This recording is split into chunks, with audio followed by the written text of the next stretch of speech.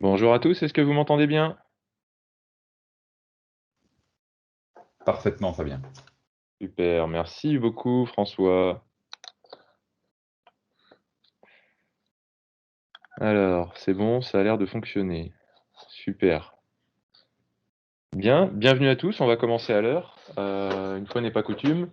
Donc aujourd'hui, avec Nicolas, on vous a convié à un webinar sur le télétravail et on s'est dit que vous aviez sûrement pas entendu parler de cette nouvelle organisation du travail, donc on s'est dit qu'on vous en remettrait une couche.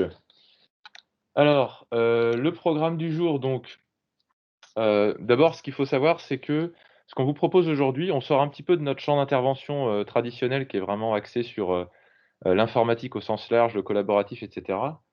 Et que là, on s'intéresse donc, à une manière, nouvelle de travailler, qu'on souhaite vous partager à travers un retour d'expérience, tout simplement parce que, chez Dynamips, ça fait depuis 2017 qu'on pratique le télétravail, et que d'ailleurs on s'en est félicité quand il a fallu basculer tout le monde en télétravail, au mois de mars dernier.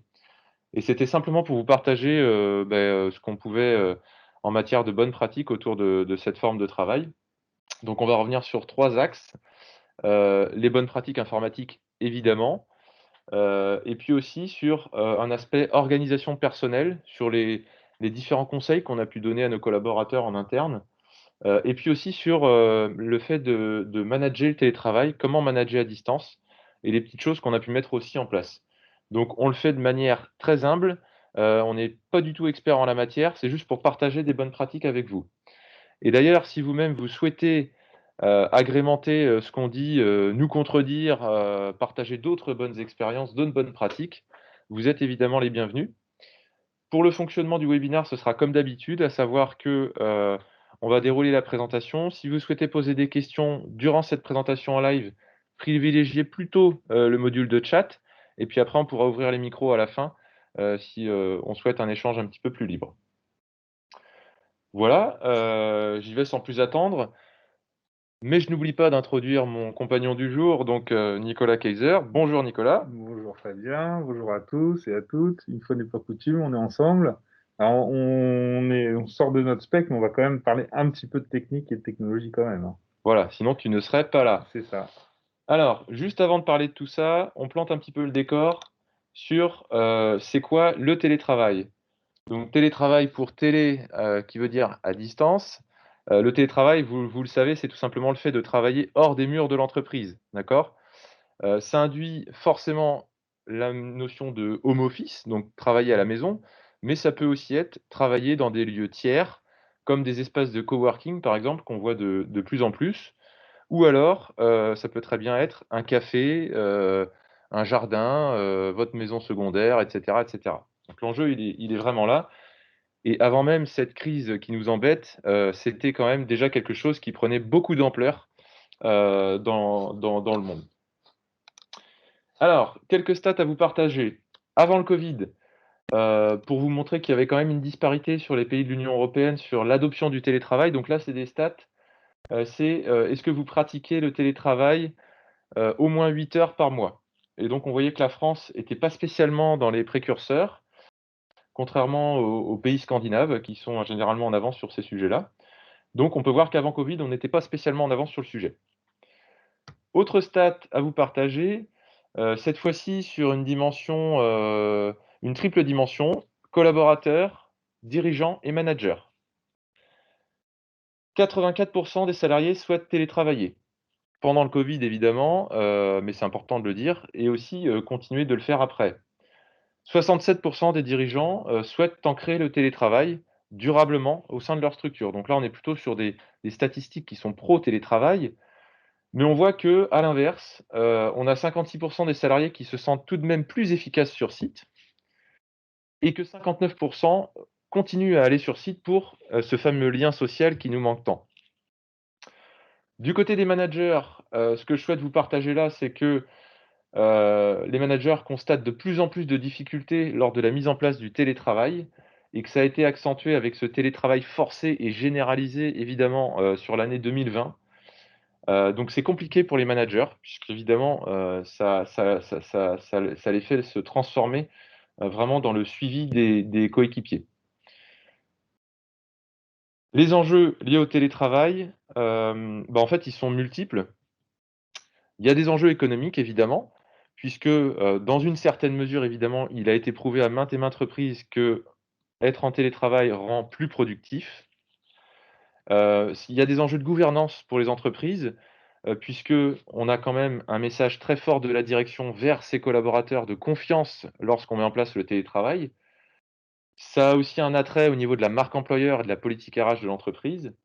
Il y a des enjeux environnementaux, puisque les collaborateurs qui ne sont pas dans leur voiture le matin, le midi et le soir, pour faire le trajet domicile-lieu de travail, eh bien, c'est ça de CO2 en moins dans l'atmosphère. Il y a des enjeux territoriaux et notamment sur des villes comme, Nantes ou Rennes, par exemple, où, on voit bien que, les bouchons sont un vrai souci. Donc avec le télétravail, on va participer à la décongestion du territoire quelque part. Et puis il y a des enjeux sanitaires depuis 1 an maintenant, auxquels il faut bien évidemment répondre. Tout ça nous amène à une problématique, c'est, on voit bien que le télétravail aujourd'hui, c'est quelque chose qui est, compliqué à appréhender. On l'a mis de manière forcée en plus, au sein des entreprises, donc ça n'a pas aidé à une bonne, transformation, à une bonne transition et on voit bien que la clé là, c'est la conduite du changement et ça, c'est un sujet qui nous parle évidemment chez Dynamips puisque dans le cadre de projets digitaux, la conduite du changement aujourd'hui, c'est quelque chose d'incontournable. Eh bien, c'est la même chose dans le cadre du télétravail et il faut surtout pas le prendre à la légère. Donc, pour ça, je souhaite simplement vous partager une petite, citation que j'aime bien, de nos amis des artisans du changement.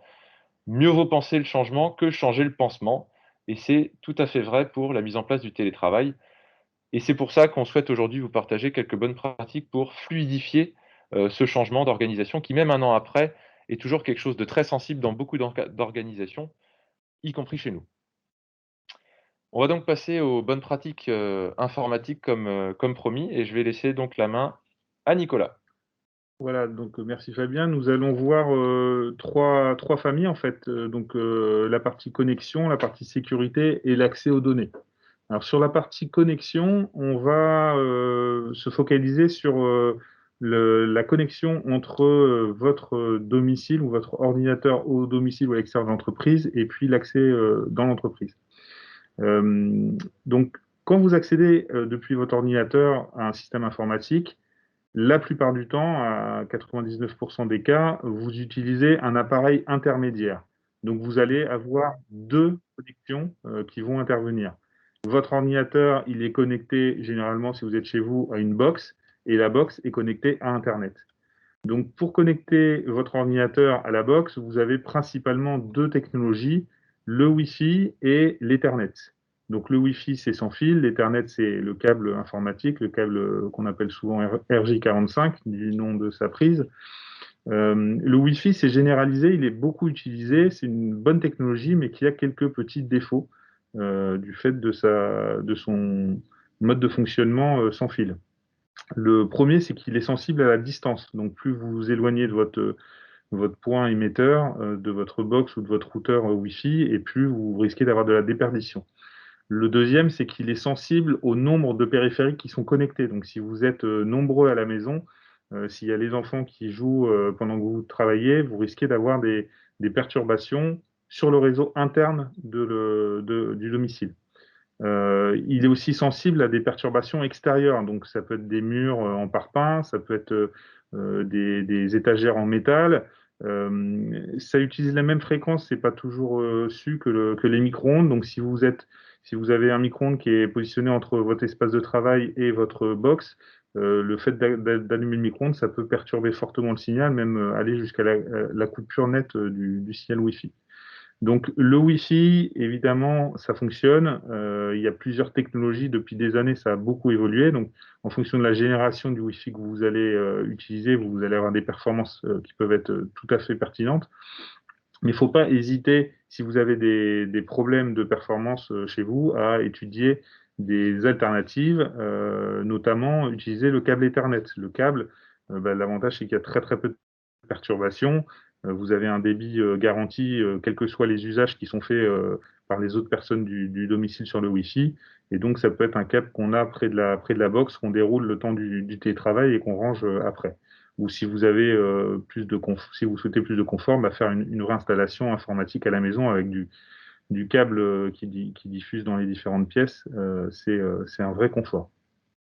Donc ça, c'est entre votre ordinateur et votre box. Et ensuite, il y a la connexion entre votre box et le reste du monde, et Internet. Donc là, on a principalement deux technologies aujourd'hui, la DSL et la fibre. La grosse différence entre les deux, c'est que le A de ADSL, c'est pour asymétrique. C'est-à-dire que la vitesse, la puissance de la connexion, quand vous téléchargez des choses, la puissance qu'on appelle descendante, elle est beaucoup plus importante que la puissance montante, que le débit montant. Ça veut dire quoi? Ça veut dire que je peux avoir un très bon débit pour télécharger une image, mais par contre, si je veux la renvoyer à d'autres, là, ça va mettre beaucoup, beaucoup plus de temps. Donc ça, c'est un point qui est relevé beaucoup en visioconférence, c'est que vous pouvez être dans une conférence, très bien recevoir les images des autres, donc avoir une image nette, c'est fluide et tout ce qu'ils disent, vous l'entendez bien. Et vous, quand vous parlez ou quand vous activez votre caméra, ben pour eux, ça saccade. Et ça, évidemment, vous ne le voyez pas puisque vous avez le retour direct. Et donc, il y a ce risque de perdre la qualité des visios avec les technologies ADSL. Chez moi, je suis équipé malheureusement d'un ADSL pas terrible, et c'est pour ça que je viens au bureau là pour ce webinaire, parce que bah, j'ai besoin d'un débit montant pour que je puisse déblatérer tout mon blabla et que vous m'entendiez bien.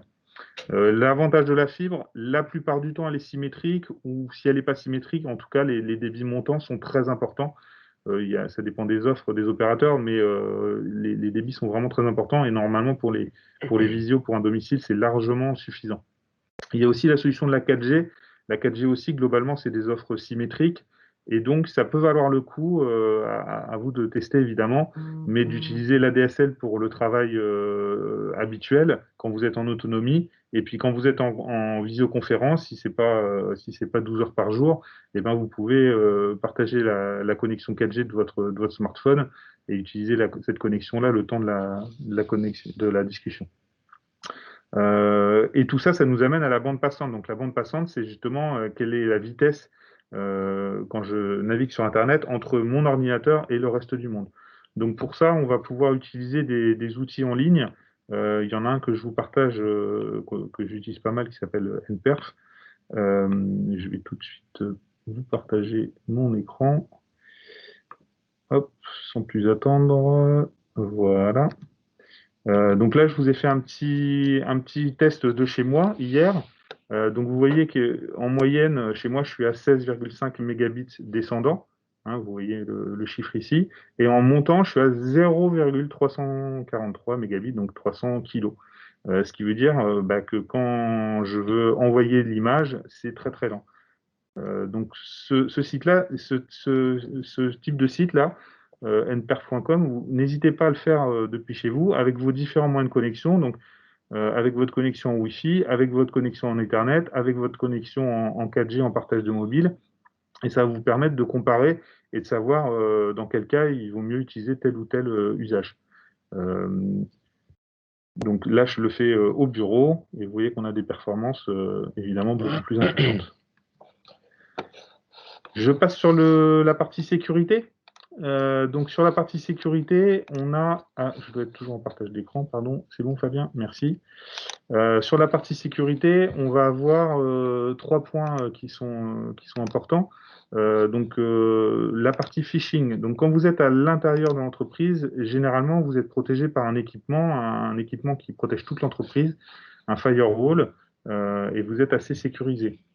Lorsque vous êtes à votre domicile, vous n'avez plus cet élément de sécurité, et donc il est très important d'être vigilant sur les mails entrant sur votre boîte.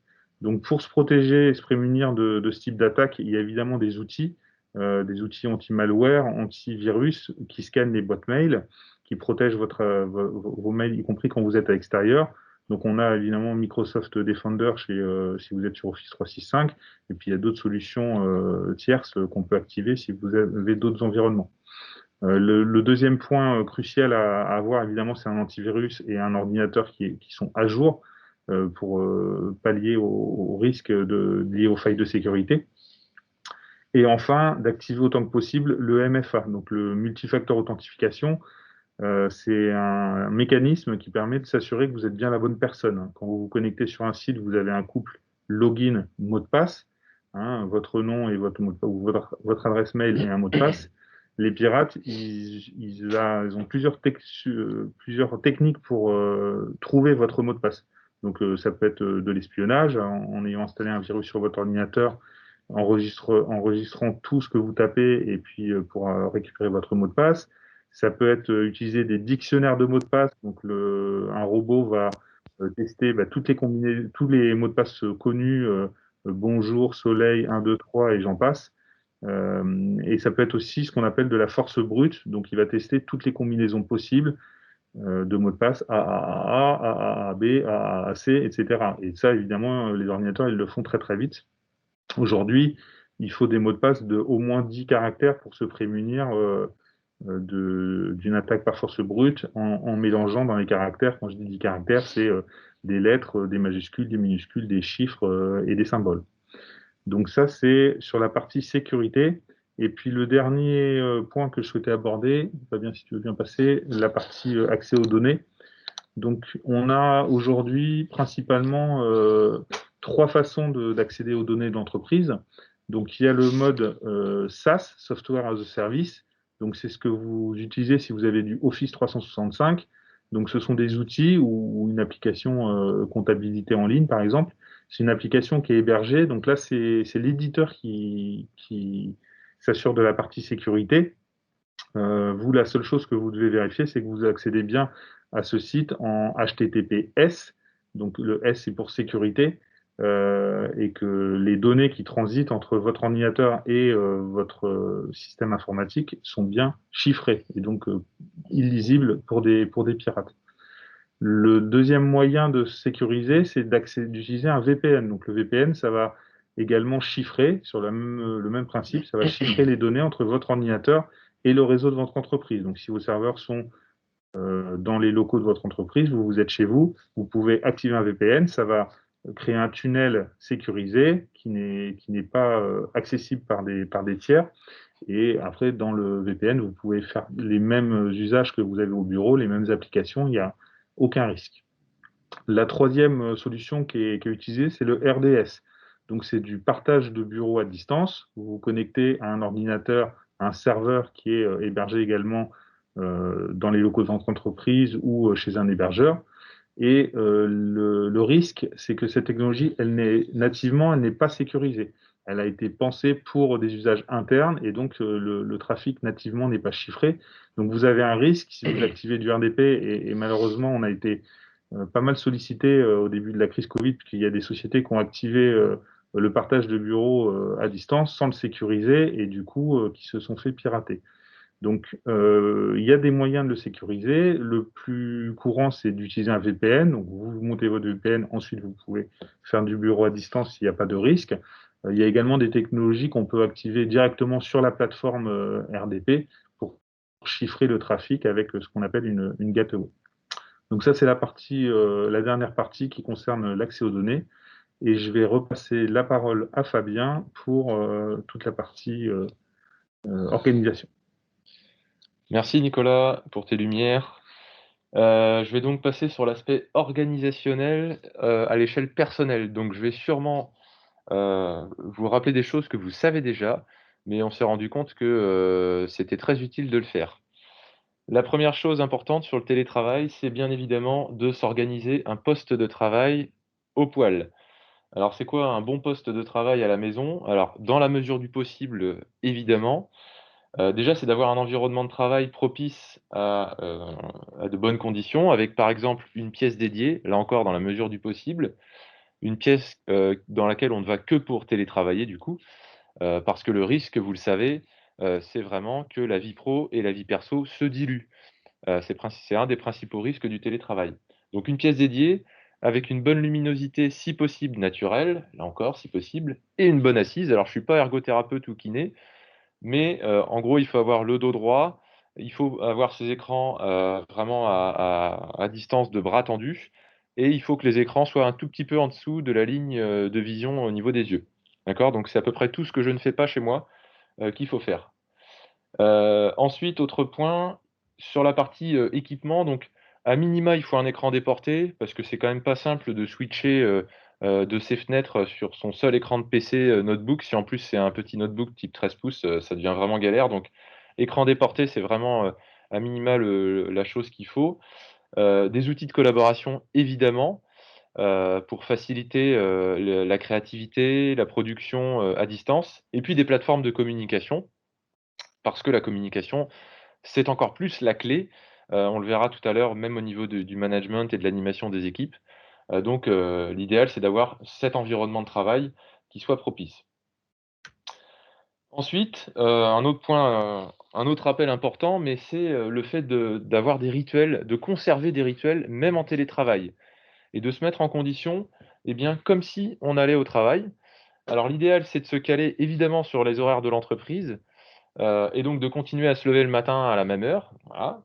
De continuer à se préparer, prendre sa douche, s'habiller comme si on allait au travail. Moi, je sais que tout de suite, je me suis dit, je fais l'effort de me mettre en pantalon et pas en jogging, même à la maison, pour vraiment être dans l'ambiance. C'est des petits détails, mais qui sont vachement importants. Ah bon, parce qu'au bureau, tu viens plutôt en jogging en général. Oui, tout à fait, ouais. Ensuite, si vous aviez l'habitude de boire le café avec les collègues quand vous arrivez sur le lieu de travail, bah, pourquoi pas instaurer un e-café à distance. Vous pouvez très bien conserver ce rituel en le faisant à distance. Alors, je reconnais que c'est un petit peu moins fun, mais quand même, c'est des petites choses importantes. Une fois que la journée est démarrée, bah, prenez des pauses, d'accord? Profitez-en pour refaire un e-café ou je dis une bêtise, pour lancer une machine ou mettre un petit plat à mijoter. Voilà. Le midi, prenez le temps de manger. On est français, il faut prendre le temps de manger, d'accord? Et tant qu'à faire des plats, des bons petits plats qu'on se prépare, voilà, on fait un petit peu attention à ça aussi évidemment. Dans la journée, pensez à prendre des temps de discussion informels. Alors, les gens de la vieille école vont dire: «C'est incroyable, ils nous poussent à bavarder et à perdre du temps». Eh bien oui, tout à fait. Le lien, c'est vraiment la clé, quand on est sur du à distance. Donc, prenez le temps, de passer un petit coup de fil, d'envoyer un petit message WhatsApp aux collègues, prendre des nouvelles de la famille et cetera, c'est important. Et puis quand la journée est terminée, eh bien terminez-la. Si vous êtes au bureau, que vous avez l'habitude de partir à 18h15, eh bien, clôturez, ce que vous faites aussi à 18h15 et profitez-en pour faire des choses, type, Ça se retrouve bien. boire une bière, faire du bricolage, s'occuper des enfants, bref, tout ce qui constitue la vraie vie normalement. Voilà pour ces petits rappels qui sont importants à faire et qui demandent une discipline supplémentaire, quand on est chez soi, évidemment. Mais c'est vraiment important pour, encore une fois, ne pas diluer la vie pro, la vie perso, et pour éviter des situations de stress où, on n'arrive plus à faire la différence entre les 2 environnements. La question épineuse de la famille. Si vous avez des enfants, des conjoints, il faut traiter ce sujet, évidemment. Alors, on va pas vous dire comment, animer votre famille évidemment, mais il y a quand même deux trois bonnes pratiques à partager. La première, c'est de définir des règles, de dire: «Bah, voilà, quand papa il est au téléphone ou maman elle est au téléphone, c'est impossible que tu viennes m'embêter, ou me questionner, tu patientes». Voilà, ce type de règles donc à établir, à bien communiquer, on se met d'accord, voilà, ça peut paraître basique, mais c'est très important. Et si vous y arrivez pas, Fabien se propose de venir faire une nounou à la maison chez vous. Tout à fait, voilà, exactement. On peut trouver tout un tas de cahiers des charges au niveau des règles de famille, sur internet, comme par exemple, ce genre de choses. Bon, c'est évidemment une blague, mais c'est un petit peu l'idée. Alors maman ou papa est en visioconférence évidemment. Autre point important, travaillez votre agenda. Donc là, il va s'agir d'avoir de la souplesse sur votre organisation personnelle en fonction du temps de présence des enfants ou du conjoint. Personnellement, quand madame est à domicile, on tire tous les 2 sur la bande passante. Et donc, c'est pas à ce moment-là que je vais devoir travailler sur des fichiers volumineux, par exemple, sinon ça va être, l'expérience va pas être très, très rigolote pour les 2 utilisateurs. Donc, adaptez votre agenda en fonction des temps de présence des différentes, parties prenantes. Et puis, encore une fois, quand la journée est finie, on ferme la boutique, on rabat le capot du PC, on le laisse pas, monsieur Kaiser, on le laisse pas ouvert avec la messagerie qui tourne. C'est terminé et on consacre évidemment le temps qu'il faut à la famille. Et on en vient à un sujet, prépondérant qui est la déconnexion, le soir, le week-end, en vacances, dans la mesure du possible, encore une fois, déconnecter, on désactive la messagerie, on évite de regarder les différentes plateformes collaboratives et sociales qu'on peut avoir au sein de l'entreprise, et on évite aussi d'envoyer des messages sur les temps du week-end ou du soir. C'est aussi ça le principe de la déconnexion. Je rappelle, hein, l'enjeu, c'est se préserver mentalement, de faire attention au stress qu'on a et qu'on peut diffuser. Je terminerai avec la partie management et pilotage. Donc, nous, on a mis en place le télétravail en 2017 chez Dynamips. On a commencé par une phase d'expérimentation avec un test pendant 3 mois. On a ensuite validé ce test avec un périmètre bien précis et on a même établi une charte du télétravail qu'on communique désormais à tout nouvel arrivant pour lui expliquer comment ça marche, c'est quoi les enjeux, c'est quoi les risques pour toi, c'est quoi les avantages bien évidemment, mais c'est hyper important en tout premier lieu d'expliquer le télétravail aux collaborateurs. Ça, c'est vraiment la base. Ensuite, une fois que c'est en marche, vient donc la question du management autour du travail à distance et on passe d'un management visuel, rassurant, sur lequel on peut contrôler, parce que l'enjeu, il est là, il est sur la notion de contrôle, à un management à distance où on n'a plus ce contact visuel, en fait. Et donc, c'est là où ça peut être très perturbant pour les managers. Donc, la première chose qu'on peut recommander de notre fenêtre, c'est de diffuser de la confiance. Et là, c'est vraiment un travail à faire sur les managers. C'est faites confiance à vos équipes, acceptez de ne pas avoir ce contrôle visuel et globalement, instaurer un climat positif.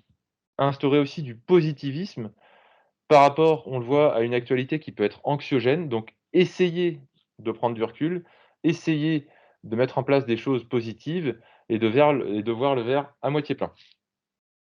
Une fois qu'on a cette base, cette toile de fond qui est bien présente, derrière, heu, une chose que nous, on essaye de pratiquer, c'est de baliser les semaines, de nos équipes. Donc moi, je suis manager, par exemple, je me dis: «Voilà, le lundi, j'ai des points avec mon équipe» et derrière, je sais que je vais avoir des points mensuels. Je vais avoir des rendez-vous, en fait, qui vont venir baliser la semaine et durant lesquels je vais avoir des points de contact et des points d'échange avec mon équipe. Un autre point important, j'en parlais tout à l'heure, c'est la communication. On communique jamais assez, on le sait, et bien là, il faut le faire encore plus. Je vous donne un exemple, moi j'essaye de passer un coup de fil une fois par semaine, aux personnes de mon équipe, de manière informelle, pour prendre des nouvelles, parler de tout et de rien, peut-être pas du travail même, et pour voir un petit peu l'état d'esprit, le mood, et pour, éventuellement déceler des points où, la personne serait en situation de je sais pas, de stress ou, d'inconfort, voilà, tout simplement. Dernier point, on le sait, le lien, c'est la clé, c'est l'enjeu principal sur le travail à distance, dans le management. Donc essayez de faire preuve de créativité pour, animer vos équipes. Il existe de plus en plus de choses, hein. On peut faire des apéros box, il y a des activités à distance, des escape games qu'on peut faire. On l'a fait cette semaine, d'ailleurs avec, l'équipe. On peut faire livrer des choses, enfin il y a plein de choses, qui sont tout à fait possibles. Vous voyez, nous on l'a fait, mardi là avec l'équipe. On a fait un escape game pendant 2 heures. Alors évidemment, c'était pas en vrai, mais on a passé un super moment ensemble et ces petites choses, voilà, vont créer du lien, vont maintenir une dynamique de groupe.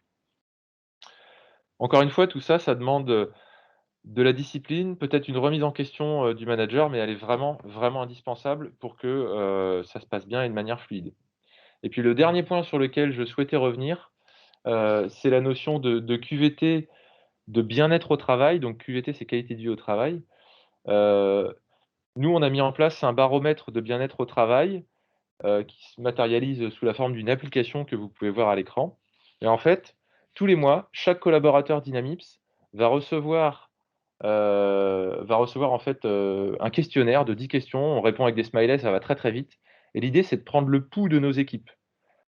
Les équipes répondent de manière anonyme et en fait, on va les questionner sur leur environnement de travail, est-ce qu'ils ont les bonnes conditions? Est-ce qu'ils trouvent qu'il y a une bonne communication interne? Est-ce qu'ils se sentent stressés? Est-ce qu'ils ont un bon niveau d'échange avec leur N+1, leur N+2, et cetera? Donc on peut faire les questionnaires qu'on souhaite, mais l'idée, c'est vraiment de mesurer le bien-être de nos équipes à l'instant T. Et ça, c'est un terrain d'expression supplémentaire pour, les coéquipiers. C'est déjà un très bon point et c'est aussi un outil de pilotage pour la direction, pour les équipes de managers. qui peuvent déceler ou même prévenir des conflits, des mal-être, etc., etc. On peut aussi, bien évidemment, identifier les points forts de l'entreprise. Et tout ça fait que ça nous permet d'avancer et de veiller, encore une fois, au confort du salarié. Et on sait qu'un collaborateur qui est dans de bonnes conditions de travail, eh bien, il sera d'autant plus performant. Voilà les petites choses qu'on souhaitait vous partager avec Nicolas. Évidemment, il y a des choses que vous aviez déjà en tête, mais j'espère que vous aurez quand même appris d'autres petites choses. Est-ce que vous avez des questions? Est-ce que vous souhaitez agrémenter tout ce qu'on a pu dire avec des bonnes pratiques que vous aussi vous avez mises en place? La parole est à vous. N'hésitez pas soit à prendre la parole ou à utiliser le système de messagerie.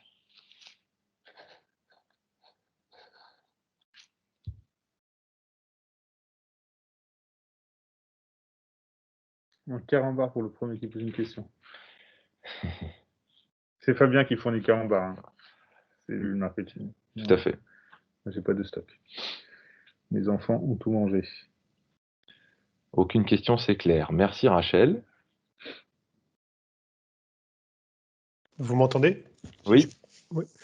Il y a un aspect qu'on n'a pas abordé, c'est l'aspect économique, qui peut être important aussi et intéressant du côté de l'entreprise, puisque ça libère des mètres carrés de bureaux. Voilà. Puis il y a tout l'aspect aussi écologique où on se déplace moins, donc ça fait moins de trajets, donc c'est bon aussi pour la planète. Juste une petite précision. Tout à fait. Merci. Parce que quand on mettait en 2017, quand on a mis le télétravail, c'était 20% du temps, c'était un jour par semaine.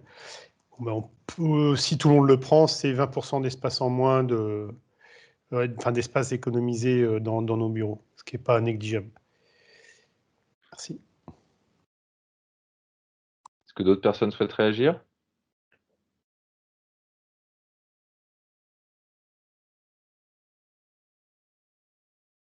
Bon, bien écoutez. Il y a une question de Rachel. Y a-t-il une bonne dose de télétravail par semaine? Une bonne dose, alors effectivement, c'est compliqué de le dire aujourd'hui. Encore une fois, sur notre retour d'expérience, ce qu'on constate, c'est qu'une semaine entière, même 4 jours, pour la plupart des gens chez nous, c'est vraiment too much. Et ce qui est intéressant, c'est que, au moins cette crise nous a permis d'expérimenter le télétravail à quasiment 100%, et que, les personnes d'elles-mêmes se sont rendues compte qu'en fait, le présentiel était indispensable et que donc on tendait vers un espèce d'équilibre naturel. Quand demain ça reviendra, à la normale, je pense que les choses se réguleront d'elles-mêmes et voilà, donc après une bonne dose, je pense que, soit on laisse les personnes se débrouiller par elles-mêmes et trouver leur équilibre personnel, soit l'entreprise peut très bien dire: «C'est 1 jour, c'est 2 jours, c'est 3 jours max», et établir ses propres règles effectivement. On a également Madame Préfolle qui nous demande: est-ce que vous avez des salariés 100% en télétravail? Alors, on n'a pas embauché de personnes qui étaient 100% en home office ou en télétravail.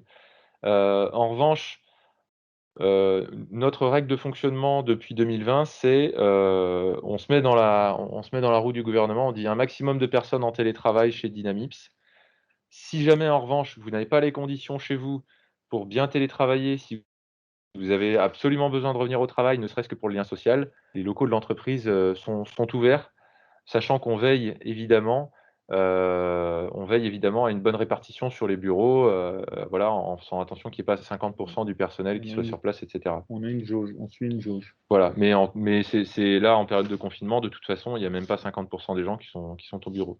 Alors, une question de Madame Foulon, peut-être technique, si je comprends bien. Pour le partage de bureaux, peut-on faire un bureau physique pour 2 personnes? Oui, tout à fait. Tout à fait. Il y a plusieurs solutions pour partager. Alors, c'est pas vraiment le bureau qu'on partage, c'est plutôt les ressources de la machine, de l'ordinateur ou du serveur. Mais on peut tout à fait partager une machine pour 2, 3, 4 jusqu'à plusieurs centaines de personnes avec plusieurs machines, bien sûr. N'hésitez pas à revenir vers nous, Madame Foulon, si vous souhaitez un accompagnement là-dessus. Alors, on a Eric qui nous dit la contrepartie pour nous salariés, c'est plus de frais perso. Et oui, de la consommation électrique en plus Je pense que c'est à peu près tout. Après, il peut y avoir, en fonction évidemment des personnes, des économies sur le transport. Donc, les gens qui utilisent une voiture personnelle vont faire ces économies-là. On parlait, Fabien disait de se réveiller à la même heure, mais il peut aussi y avoir peut-être le temps de trajet qui est économisé tout ou partie. Donc ça peut représenter pour certaines personnes pas mal de temps de pause en plus. Et puis enfin, je pense à l'alimentaire, hein, où il peut être plus facile, évidemment ça dépend vraiment des cas particuliers, mais ça peut être plus facile et moins cher de se faire à manger chez soi que de se déplacer sur son travail et d'avoir à aller consommer de la restauration autour de la zone, hein. Évidemment, ça dépend si vous avez une cantine, si vous amenez votre propre popote au bureau, etc. Mais voilà, il y a des avantages et des inconvénients, je pense, dans les deux modes. C'est quand même pas mal de pouvoir faire cohabiter les deux, je pense. Enfin, en tout cas, moi, je trouve. Tout à fait. Est-ce que vous avez d'autres questions?